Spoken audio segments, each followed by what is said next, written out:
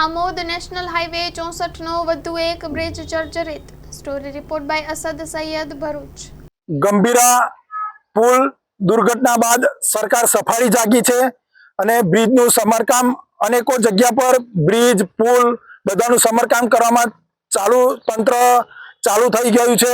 બીજું, હાલ આપણે નેશનલ હાઈવે નંબર 64 ઉપર નહેર ગામ પાસેથી ખાડી પસાર થાય છે એ ઉપરનો બ્રિજ અત્યંત દયનીય અને જર્જરિત હાલતમાં છે.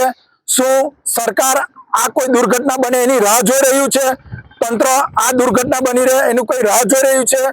બીજું, 2022માં જાગૃત નાગરિક દ્વારા તકેદારી આયોગમાં ફરિયાદ કરવામાં આવી હતી કોન્ટ્રાક્ટર સામે. તેમાં તકેદારી આયોગનો રિપોર્ટ એવો છે કે ભ્રષ્ટ કોન્ટ્રાક્ટર સામે તાત્કાલિક પગલાં ભરવામાં આવે, એફઆઈઆર કરવામાં આવે, પણ આજ દિન સુધી કોઈ પણ પ્રકારની એફઆઈઆર થઈ નથી. કોઈ પણ ભ્રષ્ટાચાર રૂપી પગલાં એમની સામે ભરવામાં આવ્યા નથી.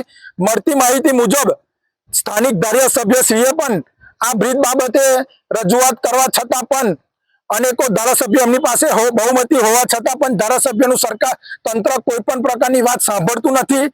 તો શું આ ધારાસભ્યની વાત કોઈ તંત્ર સાંભળતું ના હોય તો સ્થાનિક નાગરિકની તો શું કોઈ વાત સાંભળે?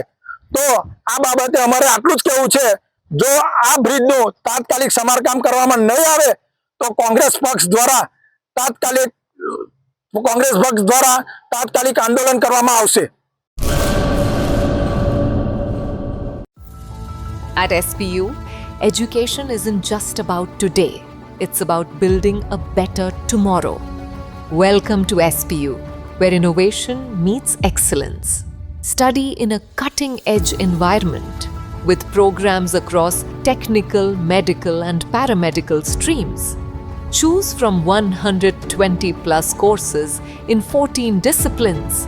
Train at our 812-bed multi-specialty hospital. Get career ready with 180 plus placement partners and global university tie-ups. SPU, educating minds, empowering tomorrows.